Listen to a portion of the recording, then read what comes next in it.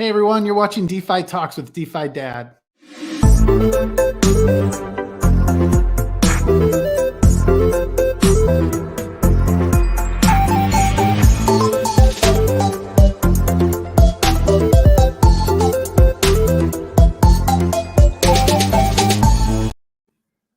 All right, everyone. Thanks for joining. It's Friday, February 4th, 2022. Today, I'm joined by Mike Levine from Planet Mojo. Mike is a longtime game developer. He has more recently moved over to the Web3 gaming space. He is developing a game that allows you to use NFTs and other Web3 protocols, hopefully to enhance your gameplay. And so we're going to focus today on really like his journey, having worked at the likes of LucasArts to today, basically like what compelled him to move over. He actually recently wrote a Medium post all about, what gave him the confidence that this was no longer a fad, that it was truly the future of gaming. So Mike, thanks for joining me. How are you doing? Hey, thanks for having me, Travis. Great to be here. Awesome. Yeah. I mean, your journey starts at LucasArts. So like, I would love to just kind of like nerd out on like some of the work that you did there before we talk more about like why you started developing this game on Polygon. But yeah, tell us just more like about like your career and I'd love to hear more about like some of the projects you worked on there at LucasArts. Oh boy. All right. Load old memory banks. Yeah. No, thanks. You're 21, right? That's what yes. you're just come getting on. started. Be honest, Yeah. 25. Yeah. Be honest, 25. Yeah. I'd be lying if I said I charted this course. I moved out to California.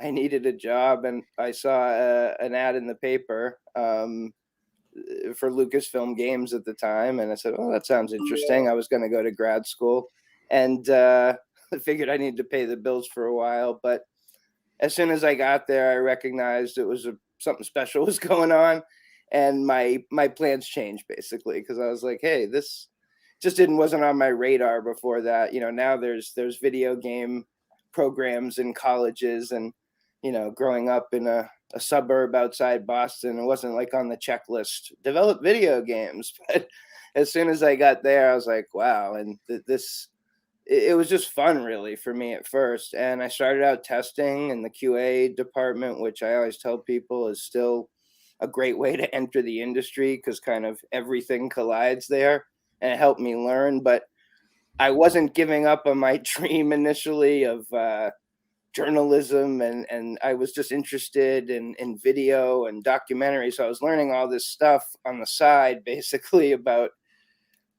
digital video, which was just exploding at the time. I'm that old, but Photoshop, digital video, and all this stuff. And I was basically able to initially at least apply a lot I was learning on the outside at LucasArts. That helped me move over to the art department and really got to work on some amazing games, from Sam and Max to The Dig, Full Throttle, eventually Star Wars Invaded, and that kind of took over, Rebel Assault, to Jedi Knight, Dark Forces eventually. And yeah, it was a fun time. Well, obviously the way I frame the question, I'm enthralled by like just the idea of being able to work on all of this. It seems like obviously a really fun place to be. I'm curious though, like what were some of the what's some of the drawbacks, or what do you think people don't appreciate about working in the gaming industry, working in the places that you did? Well, I mean, back then it was a younger, innocent time. I think it's fairly appreciated. I mean, I think all of us who worked on those games, we like chuckle a little when we see things like CryptoPunks, because we were making games that were restricted by those pixel dimensions, like Day of the Tentacle and things like that, and until the resolution got higher. So as artists who had to live through that, it was kind of like, God, I never want to do that again. And then you see all these sort of retro pixelated things emerge, and you're just like, okay, that's funny. So, you know, you just never know. And yeah, just look, we had to we had to walk over floppy disks, you know, to across the to other buildings, and just silly things that we take for granted now. You know, their internet really even only emerged when I was sort of towards my end there, and the CEO at the time thought it was, you know, it was in a closet that you had to get a key to get into because, you know, it wouldn't affect our business. What? Wait, remind me. What? So, what year did you start out? When you were referencing like you know, getting started You're gonna at date me? LucasArts? You're actually No, gonna date well, me? No, it's I fine. think it It's fine. We're talking like 91. 91. Wow. Okay. And so, First um, game I got to touch really was like Monkey Island 2, which was fun. wow. Wow. And this, and then when you talk about like the internet was really coming to fruition as you were making some transition there, what year was that? 97, 97. Wow. 96, Okay. 97, probably. Yeah, Yeah. that's when we Yeah. were finishing, or I was finishing Dark Forces 2. Okay, yeah. What did you do after that? You mentioned this transition and like where did you move to next? Well, what I ended up doing mainly at Lucas in the arts department was like, it ended up, and this is sort of a theme throughout my career, I guess, is just sort of taking new tech, bleeding edge things, and trying to integrate them into real production. And the pipelines were always changing. The art was, you know, evolving so quickly back then. But that led me to just work a lot with the guys across the street, because it was a innocent time, which happened to be ILM and Skywalker Ranch. And you know, they were able to like take us in and show us what they were working on, which was at the time, you know, the precursor to the new Star Wars movies. And you know, that's why we shot Jedi Knight on full blue screen, which you know, now is just normal, but at the time was like, what the heck are you guys doing? And so it was very new kind of stuff. But anyway, I was, because of my friendships I formed with those other companies. Some guys formed a startup doing like software, special effects. That's what really gave me the startup bug, though, I guess, and brave enough to go things on my own. We did that for a few years. It was fun. I realized I didn't want to sell software updates to people for a living. I wanted to get back to doing more creative stuff. And at the time, I'd moved back to the East Coast and started doing my own thing, first with Flash, and just sort of kept evolving with technology that interests me. So, okay, when did you start learning then about, I mean, I'm just going to call it Web3 gaming or play and earn gaming. Like Sure. when did you first hear about this? Because I want to go back to like Yep. kind of the spark and Yep. what sort of Well, criticisms you might have had initially, what drew you in, and so sure. on. Well, like most things, you know, things happen in waves, and then maybe there is that one moment of sort of realization. You're still there, right? Somehow I got. I am, yeah. Okay. Oh, I've just got Okay, like no, that's magical fine. powers to No, put that's you on fine. I solo just, okay, layout. cool. Yeah. Didn't know what was happening. I'm bigger. Um, yeah, I mean, just to give a little context, to fill in the gap there. So we got Yeah. really into AR and VR for like 7 years, and again, we're super early into that. I had a friend at Magic Leap. You know, we're talking like Wow. 2014. I had just started my last company, Happy Giant. We were experimenting with mobile games, but like, I was like, boy, this is going to become a user acquisition battle. I didn't want to raise $30 million, and maybe I was wrong, but and VR and or AR specifically really interests me, and I thought it had huge potential as a paradigm shift again for gaming, and I still believe that. And we rode that pony, to give a long story short, as long as we could. You know, worked with some of the best in the industry, but in terms of like gaming, which is what we're really into, and in its mobile form, AR is kind of limited for long form content, and I fully believe in that future, Right. and sort of the glasses, but that's a ways off still in terms of mass consumer. And so we pivoted to VR. We made Sam and Max, which was a throwback to my early days and was a total deja vu. But as we were making that game, and I'll just pin that for 1 second to true, you know, I had first got interested in this space, I would say a few years earlier with CryptoKitties. That caught my attention. And I looked at it a little bit and I was like, kind of like I've read the story of the Axie guys, except they made the right decision and I waited. But I was like, boy, if you turn this more into a game, this seems like it has huge potential. And I looked at the numbers at the time and I did not understand crypto at all or blockchain. And I was just like, oh, this space has a long way to go. So I kept my eyes on it a little bit, but went on, did the things I was doing, did Sam and Max. And as we were making Sam and Max, really, once we got into full production, my job is more checking builds and checking art. And I started hearing about NFTs earlier than the public, I guess, the mass public. And it interests me a lot. I wanted to learn about it. I wanted to learn about blockchain. And as I don't have to tell you, it's a very deep rabbit hole. So you sort of just have to, even at the beginning, figure out how to navigate, what are all these things and what's the difference and what are NFTs and trying to get your head around it. But ultimately with NFTs, which I think are great, I was just like, okay, but 2D sort of art, low barrier to entry. Every brand in the world is going to have these soon, which is happening. And to me, I was like, what is going to give these things more utility, more purpose, more value, more fun? And that was obviously gaming. So then I started learning about blockchain games. And that was hard to figure out at first, too. I'd go to these websites. Where's the game? You look at the biggest projects. They don't have a game yet. Wait a minute.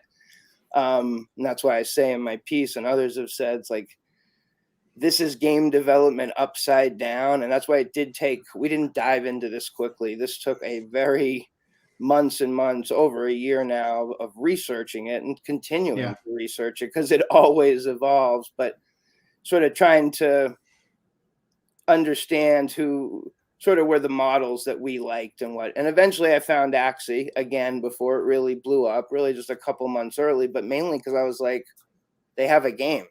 There's actually a game here. So that just interests me. But then the deeper you dive, there's just so much there about the economy. And that was, I think, really my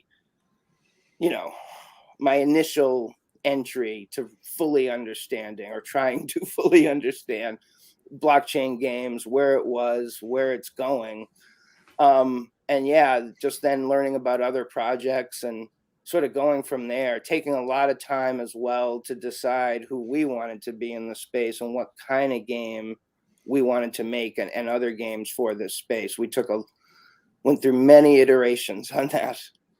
So you wrote a post recently on Medium about your conviction for why this is the future of gaming. Can you talk more about how do you think about I'm just going to use the phrase Web3 again. How do you think about Web3 enhancing the gaming experience? Like why, because there is a lot of criticism, which we can talk about later from, there's been actually a lot of real negativity and pushback from the legacy gaming community that this is like a cash grab. And I know there's a lot of anger about driving up the price of graphics cards due to mining within cryptocurrency. But I guess let's focus on the fundamentals of like, why do you see a better sort of gaming experience by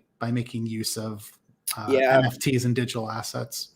I mean, it's not just one thing. I think there's a lot of things that add up to making this just a big shift. And, I think one of them to me, I guess I say, is sort of like the democratization of gaming. Because right now, and a lot of the criticism, which we'll get into, but it's really, a lot of it's filtered through these big companies and sort of pushing NFTs into their existing games. And that's not what this space is about. These games need to be built from the ground up, decentralized as much as possible, and sort of blockchain native, we feel. So that's a really important thing, I think, for this space. And where it's going to head to. Where it is now is not where it's going. And that's where I think a lot of the criticism comes in, and people not sort of understanding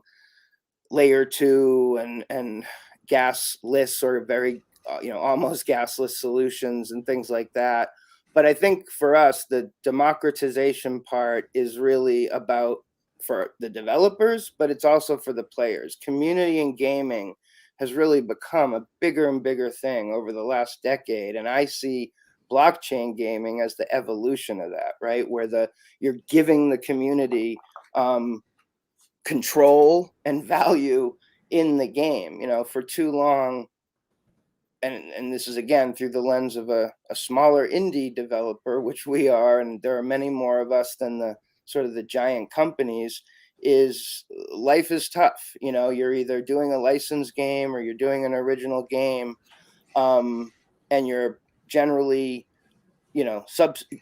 getting the funds for that from publishers, which want to recoup their funds. The platforms take 30%. So one simple way I try to say to it to traditional gamers is like, we're going to take that 30+% we're giving back to Steam and Google and give it back to you, and give you more say in what we're building and control. That's one big part of this for me.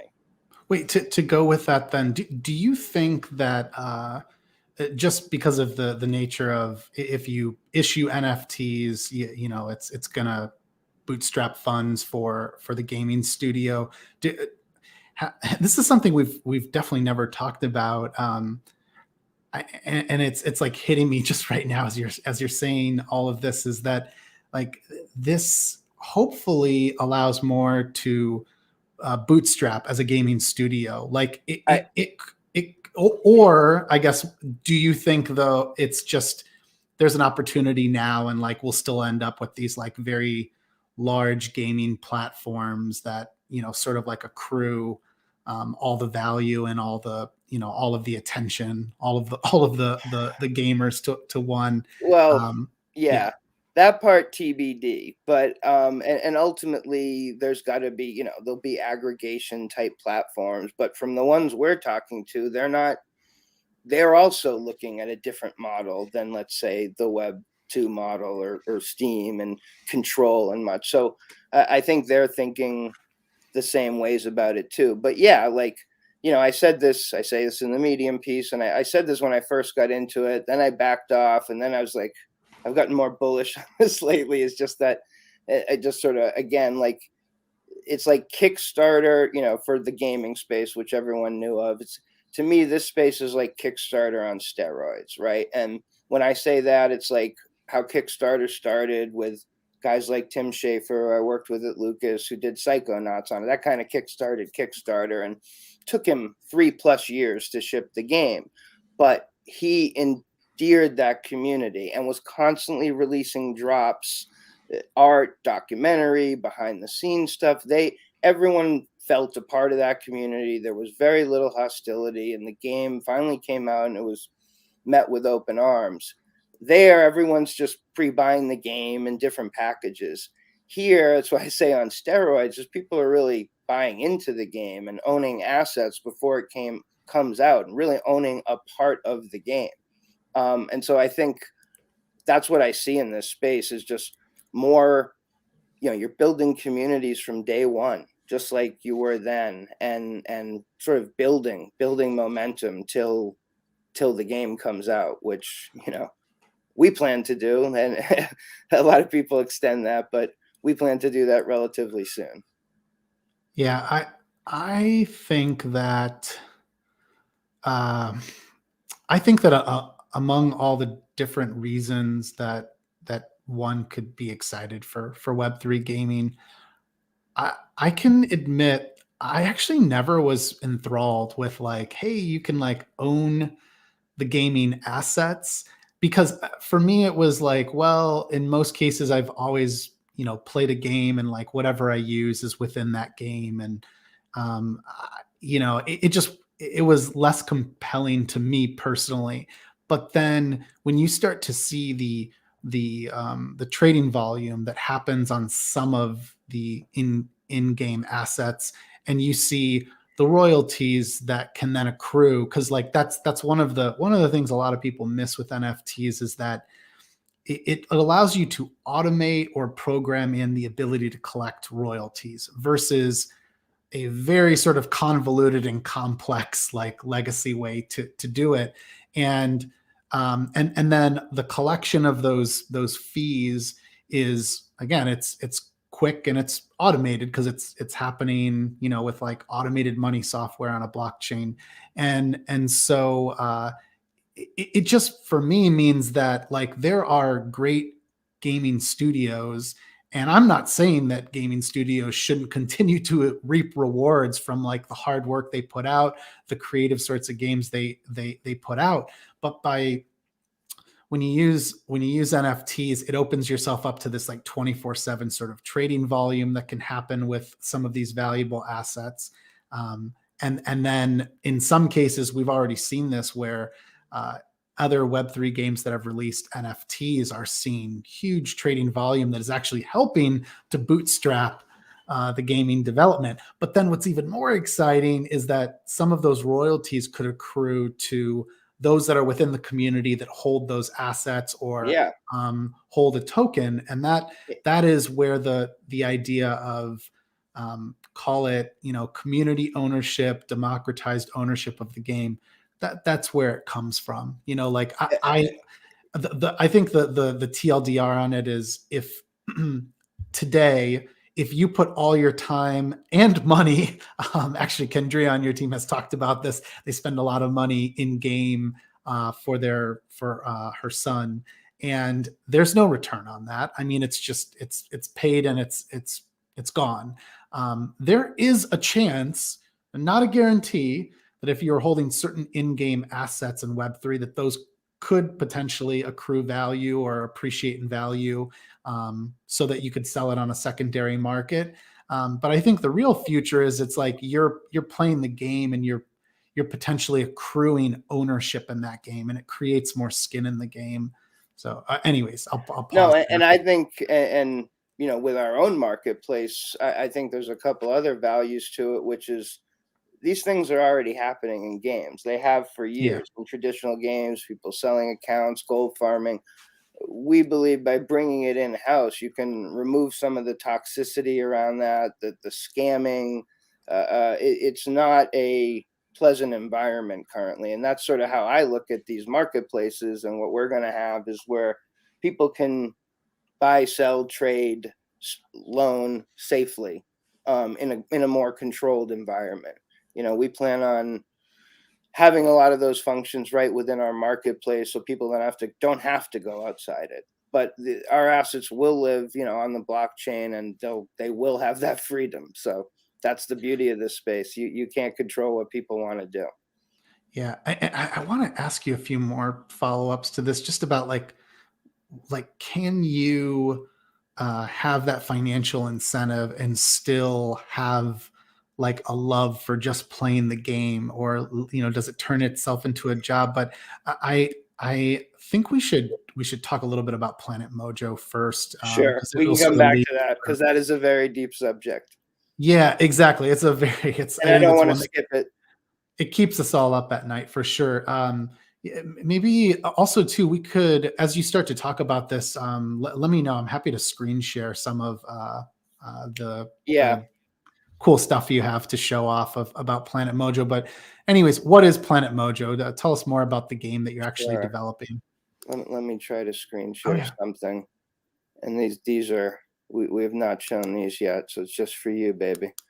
But we're going to be doing a website update next week, so it's just a new illustration. So we're creating this rich, vibrant alien world that we're working with lots of guys I used to work with at Lucas, and bring in some guys from ILM and Pixar, and just really putting a lot of time into creating this world, trying to make it feel real and tell a story with real characters, and from that make many different games from it, and also tell a story, because that's what we really love about this space, like new ways to tell a story. I think you were the one who showed me Parallel, and that's definitely been huge inspiration to us, just watching how you can tell a story in this space and kind of different sort of multimedia ways and whatnot. So yeah, and so yeah, let me I'll share more things.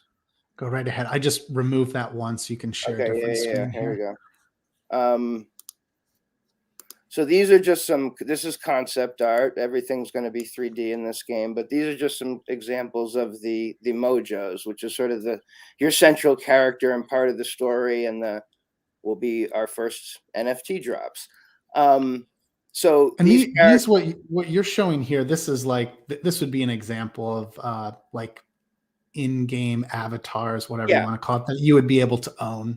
exactly. All our NFTs are going to be playable game assets. These are going to be the first ones. When they're NFTs, they're going to be fully 3D animated characters as well. The NFTs, they'll be rendered, but they'll either be unique poses or animations, a mix of both, and everyone will be unique. And then these are again 2D or concept sketches that then will be made into 3D. But you can see not all of these will be made initially, and there's many more types that we'll be making and releasing over time to sort of uh, help control sort of the supply and demand of them, and just release more types and rarity types that people can own and use them as rewards as well. But yeah, what we're um, Oh, here I can remove that. Yeah. yeah, Was okay. there something else you I wanted was to gonna share bring there? up the next one, which was the I can do this, I swear.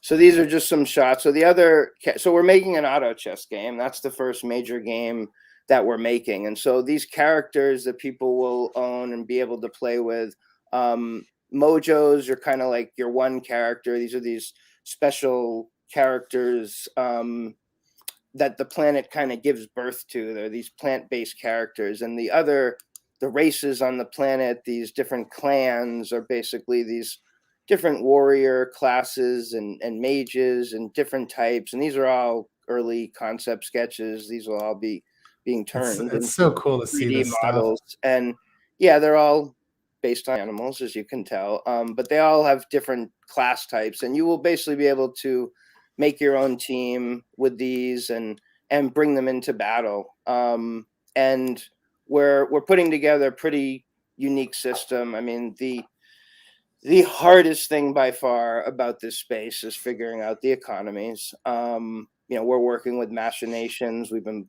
using that, but the deeper you get into the space is nobody knows. And Yeah. it's so early, and there are so few examples. And I know there's a lot of different opinions about Axie out there, but I still to this day think if you're developing for this space, if you're not listening to those guys and paying close attention, I wish you luck, because good or bad, mistakes they've made or not, Yeah.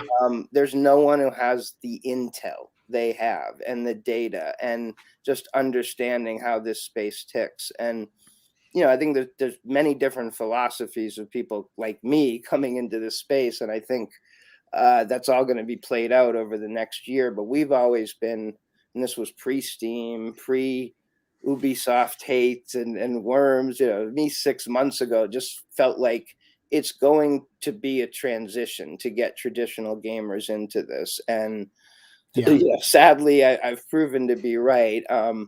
I do think people are more open to it than we might think, actually, because I think so much of the vitriol we're hearing online is, the quote vocal minority.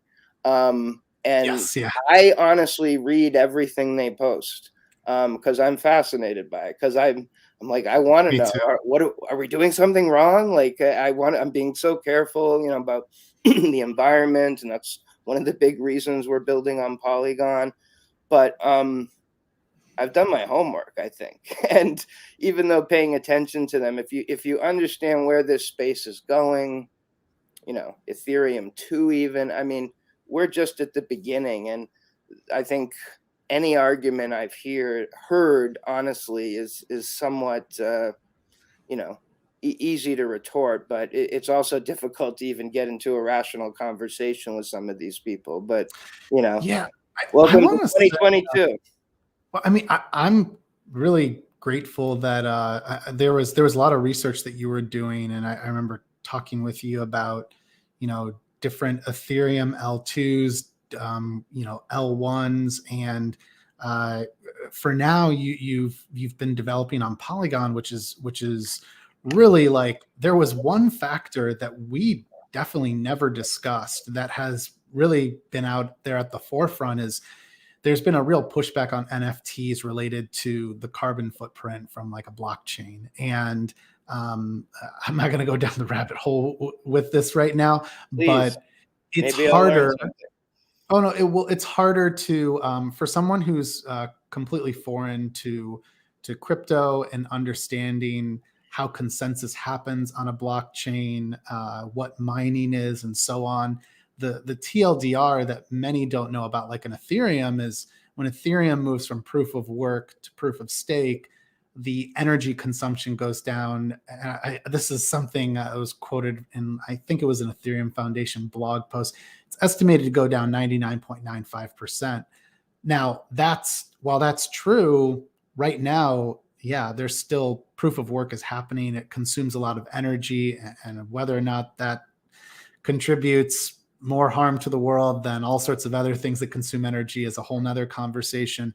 But I recognize Polygon has actually, been able to continue to grow new games and dApps that are being developed, and they are already, on a proof of stake consensus. So, long story short, it's good to let those who are concerned about, carbon footprints, that you can say, hey, well, we're developing on Polygon, and Yep. that is a good And thing. yep. And on top of that, just to because I believe in it, and B, just to refute the issue more, we plan on giving back. We're going to have like a charity NFT that we'll donate proceeds to. I'm reaching out Yeah. to, organizations, blockchain focused, that give back as well to, get you carbon neutral. And so, or negative. So that's definitely a big part of the story. We're making something that's really a nature versus machine story in a way. So we wanted to make sure that was a part of, our message and our Yeah, commitment. yeah. Actually, what's funny, Mike, is because we live in the state of Massachusetts, We and do. there's this incredible org called the Trustees, and they basically they look out for historical sites and really the environment. They own like thousands of acres of land. I actually the finances behind the Trustees is insane, Yep. and I have been a committed member of the Trustees. So like, I'm always like, when I'm talking with a friend or a stranger who maybe has like heard like, oh, NFTs, they hurt the environment, which is, again, I would argue that is absolutely untrue. I'm like, why would I, as someone who's like a vocal advocate for protecting the environment, like, why would I even be involved in this space? Like, just, you are definitely misunderstanding the truth. There's a lot of crazy, wild, loud misinformation out there. Anyways, back to I know the Trustees. We go to their spots all the time. it's Oh, yeah. incredible. If anyone's Nice. ever in the state of Yeah. Massachusetts, just look this up. They have the most like beautiful open like land for hiking and just enjoying nature. This stuff. Mike, how do you think about yeah, what's behind you there? How do you think about balancing all of these incentives that can be created within Web3 gaming, so that we don't shift too far from just like a love of gaming? Like, Yeah. Yeah. there is just a joy to playing and tuning out, and I think that's something like none of us want to see Yeah. um, No, this is like the go hot away. button topic in this space right now, I feel like. And I was talking about it when I did the Polygon Twitter Spaces last week, and then the next morning, and talking about how we really believe that the space needs to shift from play to earn to play and earn. When someone first said that to me, I was like, what? It's just one word, but it changes the entire meaning really of that equation. It's not as nice an acronym, but we can get over that. But and then the next morning I was listening to the Axie guys do their Twitch cast, and they said the exact same thing, and I was like, okay.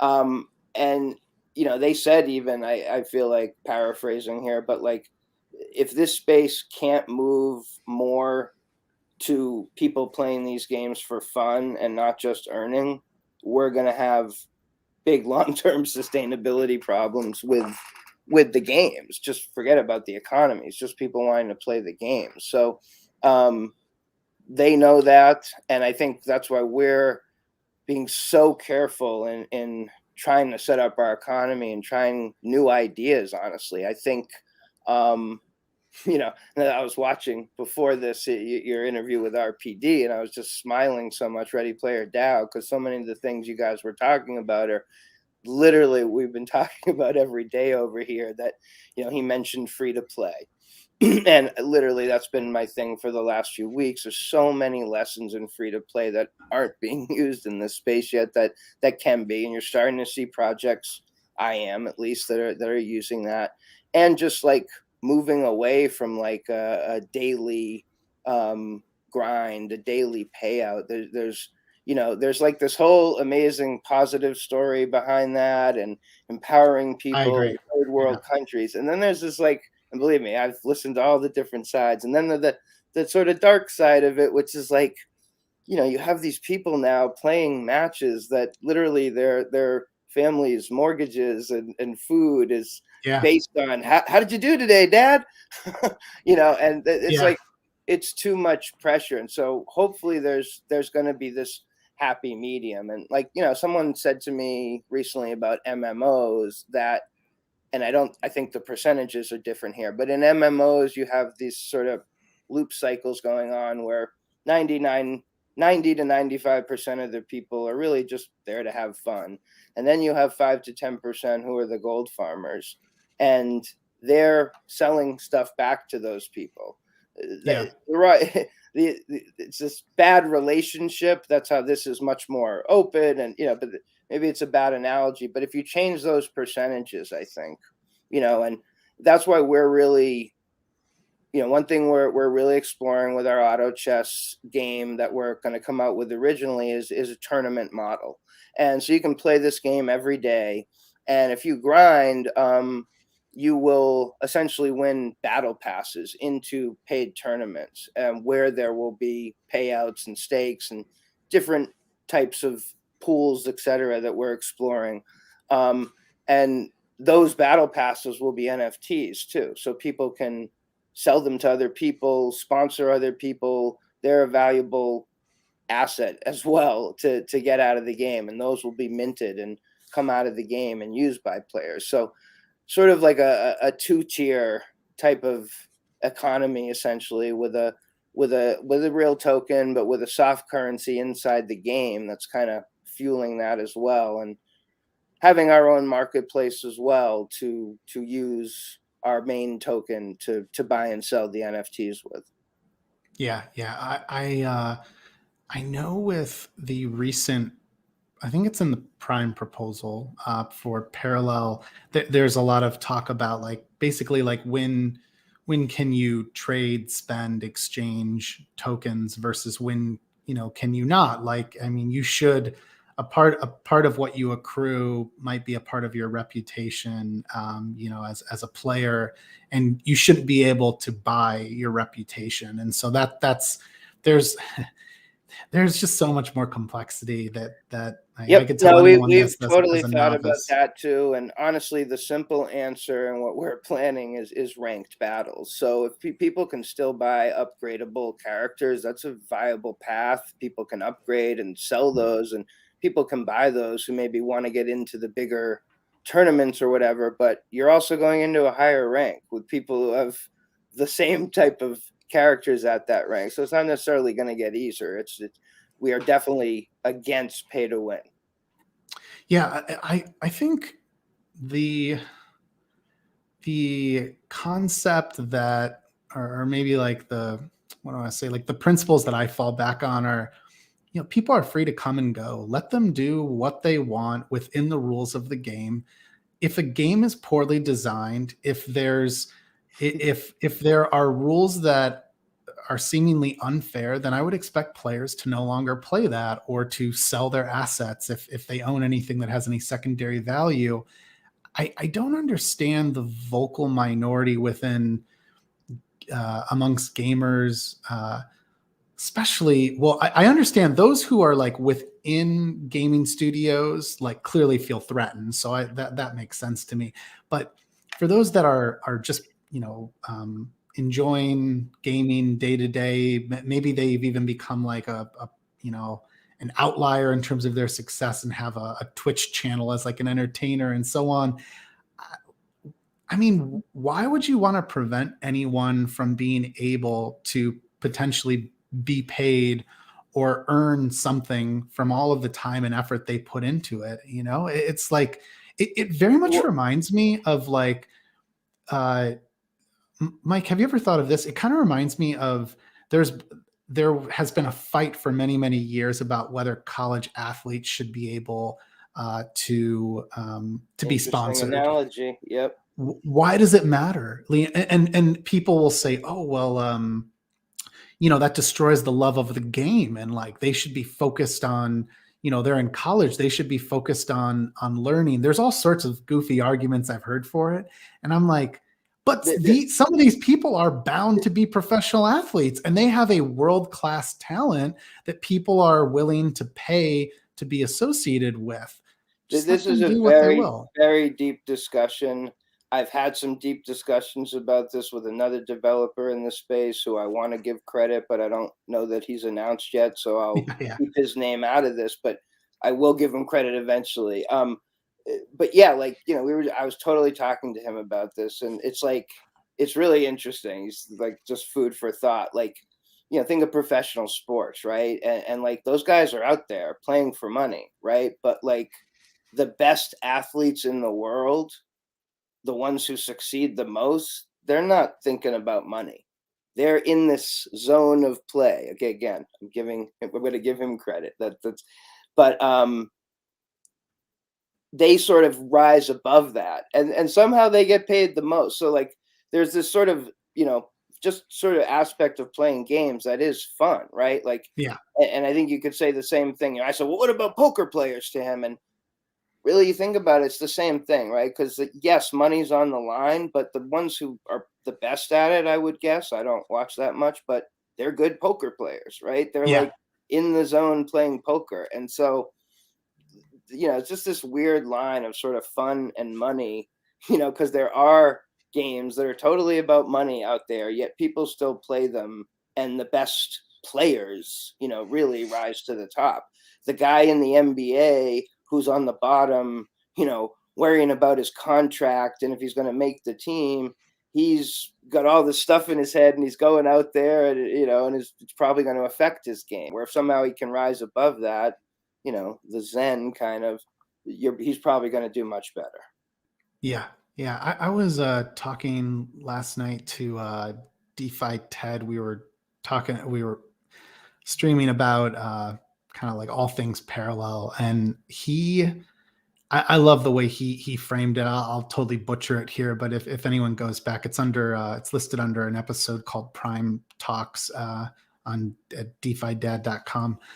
We talked about just the fact that like NFTs or DeFi protocols, anything that's being used within like the a tokenized economy and on-chain economy for a Web3 game, it needs to ultimately feed back into a better gaming experience. And if you are delivering a better gaming experience, and obviously like this goes beyond me, like I'm encompassing, everything, from start to finish of like all the benefits, whether I'm playing the game or not, the fact that like, hey, I've been playing and spending tons of time on this game. I earned this really rare asset. It turns out it's worth a lot of money on a secondary market and I can sell that. as long as it feeds back into a better experience and people feel like it's an improvement on the legacy experience, it's going to do well. The problem is when you have a game that is force fitting NFTs into it, and it's like, it's basically what you alluded to. This happened over I think many years. We've seen more of an explosion now of like really talented developers like yourself coming in to use like that legacy experience of what works with what can work with Web3.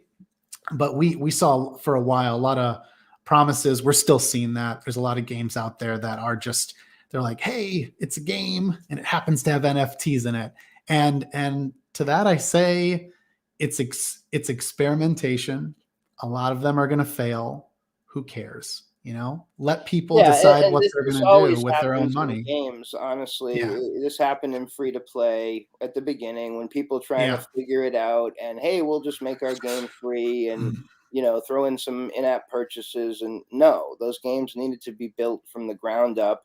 And guess what? They were clunky at first. Not many of them worked, and the ones who sort of figured out that magic formula had incredible success. And that's what I think we're going to see over the next few years. We're going to see massive innovation and change. This industry is not going to be Axie, believe it or not. And Axie is not going to be Axie. I think we're going to Yeah. be talking in 6 months. They made massive changes yesterday.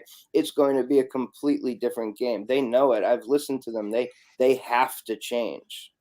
That's really actually, because we should probably end here really soon. But Oh my Mike, God. who else Wow, do you that look goes up fast. to in the space? Like, obviously, you Knew you were clearly have going a to lot of ask me respect this. for Axie. It's just so hard to find many other examples. I mean, I'll tell you this: we've read dozens and dozens of white papers. So a lot of what you're basing this industry on, because as you guys were saying in that other talk, there's just not that many real games out yet. And the ones that are out are either sort of graphical interfaces over standard crypto techniques that only native crypto people understand. I think the projects that intrigue me just from a graphical standpoint and game validity, big time, um, um, Ember Swords. Am I saying that Ember right? Yeah, Swords. Ember I think Swords. so. Yeah. Yeah, Yeah. Yeah. Aurori. I mean, I'm attracted to the art. That's what I'm first going to look at, and then the gameplay. Um, Gameplay is hard to judge in this space too, because it's sort of like you got to look at their roadmap and understand. And I'll just get this in also. That's one of the reasons like we chose to make auto chess. I want to more, under promise and over deliver. And we wanted to build something that we really could deliver to people this year, that they can play and be playing and using these assets in the game. Yeah. So we have bigger plans beyond that. As I said, we're going to make more games that people can move the assets in between to and play other games. But we didn't want people waiting 3 years to be able to play. Yeah. Yeah. Absolutely. The crypto space startups move, I think, even faster than in like the old startup world. Like it's incredible, like what just a very small team can spin up in a short amount of time. I think what part of what has really drawn me in though to blockchain based gaming is it's at the heart of it is storytelling. And I have a tremendous amount of respect for just the amount of variables and detail that go into creating that game, and the economy around it. And with all of that like nuance and detail, it makes it that much more difficult for someone to just copy paste. And that's something like, hey, as much, yeah, clearly my name's DeFi Dad. As much as I still love DeFi and I'm enthralled by like all the innovation there, it is disheartening, of course, to watch so much copying and pasting happening, and Yeah, and no, I see that as more difficult in the gaming yeah, space. Axie copycats, which will run into the problem. But look, I think like I'll just say this: we're planning something very special for our whitelist event. Yeah, That will make it fun and a little bit challenging, but we're really putting a lot of time into it and the narrative, and gonna have fun with it. And I don't know if people remember things like I love bees, etc. But definitely influenced by that and some other projects that have been dabbling with this that reminded me of that essentially. We should end on that actually. What's next for Planet Mojo? How can people get involved? Like what milestones should they look forward to? Look for an update on our website soon with some cool new art and things. Look for our white paper coming out soon, and keep your ears open for unusual whitelist event, which will then lead to our mojos coming out, which will be, I don't want to reveal too much, but they will turn into mojos, let's just say. And Yeah. then we'll be following that up with land. And that's one thing that's different about us. We're not launching our token immediately. We want to actually get content out there and get people excited. And then by let's say early summer, probably we'll be launching our game, our auto chess, and a land-based play right with it immediately. So a lot happening over the next 6 months, and somewhere right there at the end, our token hopefully as well. That's awesome. So to summarize here, you can learn more at planetmojo.io. That's also where you Join can our join the Discord. please. Yes, that's where that's where the cool stuff comes out first. And Twitter. If you want to get involved, that is absolutely the best place to go. It's it's that to me is one of the more exciting opportunities that I think is unique to Web3 gaming. I would challenge anyone, to tell me about like having gotten involved so early with other games that are in development. This is a much, it's just a different, we it's love a different way of doing things. Yeah, we love feedback. So when we listen, so please get on there. Oh, and by the way, we're having a meme art contest where one person will get into the whitelist raffle, and it ends today. So if you check out our Twitter, you can see where to go vote or add images. There's been some unbelievable stuff made. That's awesome. So they can follow you then at We Are Planet Mojo on Twitter as well. Well, Mike, thanks so much for your time. I just appreciate you talking longer with me about all this. Yeah, and then definitely first of many. Hopefully, we can talk more about just all the like challenges and lessons learned along the way. This is like, I think, as you pointed out, a lot of people don't really know what's going on. I mean, it's just it's a very new sort of frontier. Wow. By the way, every time when we're talking, I just it's like sleeting and then raining outside. Yeah, that's why I keep like looking around. Exactly the opposite of this where we live. But no, I was going to end with this saying, look, one of the smartest people I have the most respect for in this space at one of the bigger companies said to me once, look, Mike, anyone who tells you they know everything about blockchain gaming and you should listen to them, just run the other direction immediately. So that is right. It kind of tells you where the space is. Isn't that funny? It's sort of a litmus test for me too. Like if I hear someone even pretending to just know everything and not like willing to admit like just how confused or just how like open-minded you have to remain, I'm like, no thanks. Like you have to be a psychopath to think that you know everything in this space. But by the way, if you enjoyed this, there's lots more interviews with leading game developers and founders and investors in the Web3 space. So you can check that out at DeFiDad.com. And then also, if you're a talented founder or you're looking to start the next great Web3 game or protocol, whatever, please reach out to me and my team at fourthrevolution.capital. Other than that, Mike, I'm going to end the broadcast, so we'll be in a green room in a second. Thanks so much. Thank you. Everyone, have a great day. Take care. Have a nice weekend. Have a nice weekend.